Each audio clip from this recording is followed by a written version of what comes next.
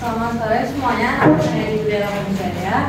Jadi pada sore hari ini saya akan mempresentasikan mengenai Seoul atau Korea Selatan.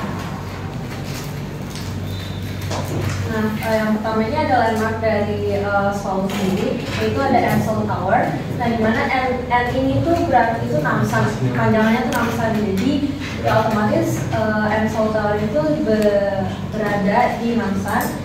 Dan kalau dilihat dari gambar sini, di tower ini tuh ada warna biru kan, tapi sebenarnya tuh itu nggak cuma warna biru aja, kayak ada warna lainnya seperti warna hijau sama warna merah.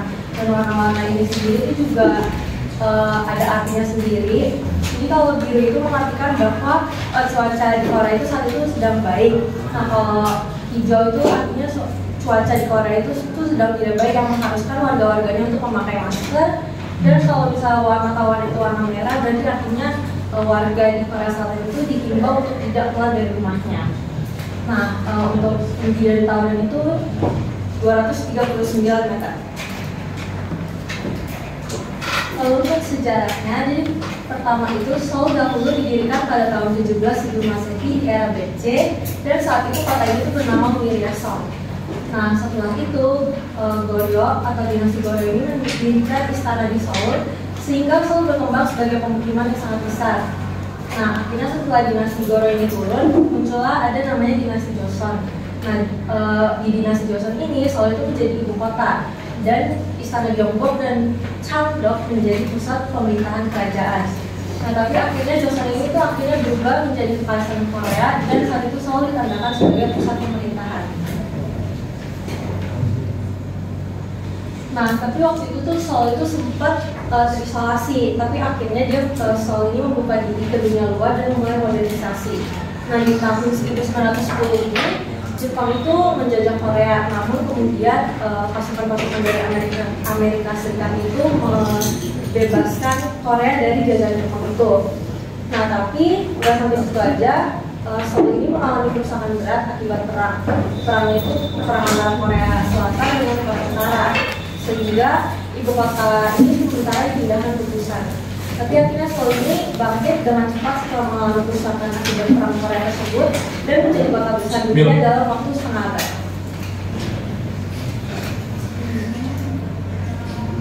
Untuk kondisi geografisnya, semenanjung Korea itu terletak di pusat Asia Timur Laut, di antara Tiongkok di sisi barat, lalu di sisi utara ada Korea Utara, dan Selat Korea dan Laut Cina Timur di sisi selatan, dan juga ada Jepang di sisi timurnya. Dengan koordinat bumi sebesar 33 sampai 43 derajat lintang utara dan 124 sampai 132 derajat lintang bujur timur. Lalu semenanjung Korea sendiri berjarak 950 km ke arah selatan dan 540 km dari timur ke barat, dengan luas wilayah 100.354 km persegi dan memiliki populasi penduduk sebanyak 51.733 jiwa. Untuk karakteristik kotanya itu ada kota metropolitan, dimana kan Seoul ini itu kan merupakan ibu kota dari Korea Selatan, yang menyebabkan kayak banyak masyarakat atau penduduk dari Korea Selatan itu bertempat tinggal di Seoul. Jadi kayak hampir setengahnya dari penduduk Korea Selatan tuh adanya tuh di Seoul tersebut, yang dimana artinya kayak sebenarnya kota-kota di Korea Selatan itu maju, tapi kayak pasti kan ibu kotanya sendiri itu kan pasti ada sesuatu yang lebih unggul gitu dibanding kota-kota mereka. Kayak misalnya dalam bidang kayak politik, budaya, sosial, dan lain-lainnya. Terus juga ada transportasi modern. Salah satu contohnya itu Korea Selatan itu tuh ada transportasi kereta gitu namanya KTX kalau tidak salah. Nah, jadi itu kayak menghubungkan, contohnya itu kayak menghubungkan Seoul sama Busan, yang dimana kayak jarak waktunya itu sangat cepat sekali gitu. Terus ya itu ada pendidikannya, dan Korea Selatan ini tuh sangat menjunjung tinggi pendidikan mereka. Jadi kayak mereka kayak memberi pendidikan yang sangat cukup untuk kayak masyarakatnya yang masih pelajar. Lalu juga ada lingkungan dan ruang terbuka. Jadi walaupun Korea Selatan itu kayak banyak gedung-gedung tinggi di kota tersebut, tapi kayak Seoul ini tuh juga masih memiliki banyak pepohonan, jadi masih banyak hijauan, jadi masih sejuk lah. Nah, untuk tata ruangnya Korea Selatan ini diatur oleh Rencana Teritorial Komprehensif Nasional yang merupakan pedoman untuk rencana provinsi. Sedangkan administratif, Korea Selatan terbagi menjadi 8 provinsi, yaitu ada 1 provinsi pemerintahan khusus, 6 kota metropolitan, dan 1 kota khusus. Dan 1 kota khusus itu adalah Seoul. Nah, saat ini juga Korea Selatan itu sedang membangun ibu kota baru yang terletak sekitar 112 km dari Seoul, yang bernama Sejong. Lalu untuk infrastrukturnya di sini tuh ada transportasi, di mana ini tuh ada bus, dan lagi-lagi warna-warna dalam bus ini itu juga berbeda-beda artinya. Lalu yang kedua itu ada kereta yang tadi saya bilang untuk KTX yang cepat banget. Terus yang ketiga itu ada bandara yang dikenal dengan nama Incheon. Dan yang keempat ini ada kayak yang tadi saya bilang ruang terbuka di Korea Selatan. Jadi banyak banget tempat-tempat kayak gini di Korea Selatan, walaupun kayak gedung-gedung mereka tuh banyak banget. Kayak ini salah satunya, saya lupa nama lainnya. Nah, untuk wisatanya, jadi di sini tuh ada Lotte World. Nah, Lotte World ini tuh sebenarnya kayak semacam Dufan sih sebenarnya, tapi kayak bener-bener gede banget. Dan Lotte World ini tuh juga ada indoornya sama outdoornya sendiri. Mantap. Kalau ini itu adalah Lotte World Tower. Nah, kalau Lotte World Tower ini tuh kayak salah satu gedung terbesar di dunia. Kalau nggak salah itu peringkatnya sekitar peringkat ke-6 atau peringkat ke-5 gitu, dengan tinggi 555 meter. Nah, di Lotte World Tower ini tuh kita mereka tuh menyediakan kayak di lantai-lantai bawahnya itu kayak ada museum-museum, terus ada kafe-kafe juga. Kayak kita ya otomatis bisa melihat pemandangan sekitar dari tinggi yang sangat tinggi sekali. Terus yang ketiga itu ada Hongdae, dan Hongdae itu kayak Gangnam, kayak Itaewon gitu, tempatnya perbelanjaan aja sih. Terus yang keempat itu ada Gyeongbok. Nah, ini tuh istana peninggalan yang tadi dinasti Joseon. Di sini tuh kita bisa sekaligus memakai pakaian tradisional Seoul.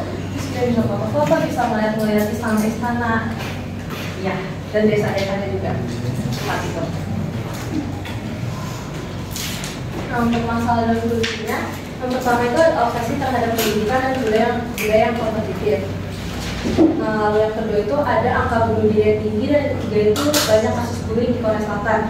Lalu untuk solusinya itu, untuk yang pendidikan mungkin pemerintah di sana itu bisa menerapkan program pendidikan yang menekankan pada pengembangan keterampilan sosial. Jadi kayak tidak hanya pada nilai-nilai aja yang ditekanin, tapi juga mungkin bisa ditekanin pada pengembangan keterampilannya juga, dan juga mungkin bisa kayak jam belajar di Korea mungkin juga bisa diturunin, karena jam pembelajaran di sana itu kayak dari pagi sampai sore.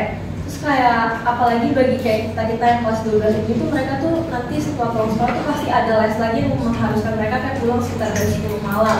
Itu tentu kan sangat berat banget ya untuk dijalani, istirahatnya juga cuma sedikit, dan belum lagi kayak mereka nanti pulang sekolah misalnya ada tugas lagi dan sebagainya. Nah, lalu untuk yang angka bunuh diri yang begini, yaitu peningkatan akses terhadap pelayanan kesehatan mental. Jadi saat ini di Korea itu kan banyak orang-orang yang bunuh diri itu dengan cara lompat dari jembatan. Nah, tapi sekarang pemerintah dari Korea Selatan itu kayak mereka membuat suatu teknologi yang dimana kayak teknologi itu bisa melihat gitu pergerakan buruk yang terjadi. Jadi kayak kalau misalnya orang mau ada misalnya loncat, itu tuh teknologi tersebut tuh bisa mendeteksi dan bisa langsung memberitahu ke kepolisian, dan jadi bisa langsung ditindak lanjut. Dan juga jembatan-jembatan di sana itu juga dikasih kayak pagar yang tinggi banget yang menyebabkan orang-orang tuh jadi sulit untuk jatuh ke bawah. Dan juga di jembatan tersebut itu tuh dari pemerintahannya itu kayak ngebuat suatu tulisan penyemangat ya biar orangnya mungkin jadi mengurungkan niat untuk melakukan bunuh diri. Nah, kalau yang ketiga itu ada kasus bullying di Korea ini tinggi banget, baik mulai dari di sekolahan atau mungkin kayak setelah sekolah itu juga masih banyak banget terhadap artis-artisnya, ini banyak. Nah, jadi sini bisa dilakukan memperkenalkan program anti bullying yang lebih ketat di sekolah-sekolah terlebih dahulu, karena untuk kayak membuat karakteristik yang bagus dari sekolah. Lalu ini ada video tentang Solo, Korea Selatan.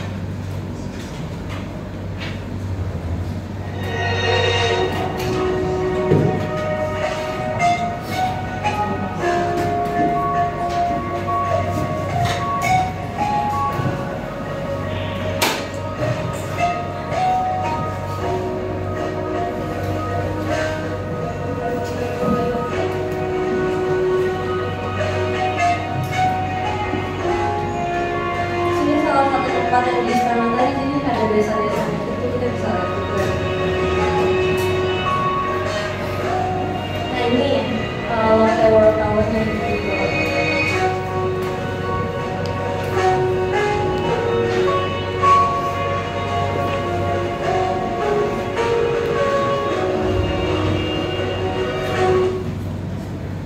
Sekian presentasi dari saya.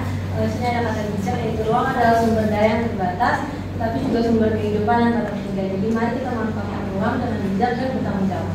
Sekian presentasi saya pada sore hari ini. Nama saya Adi Bunda, nama muda.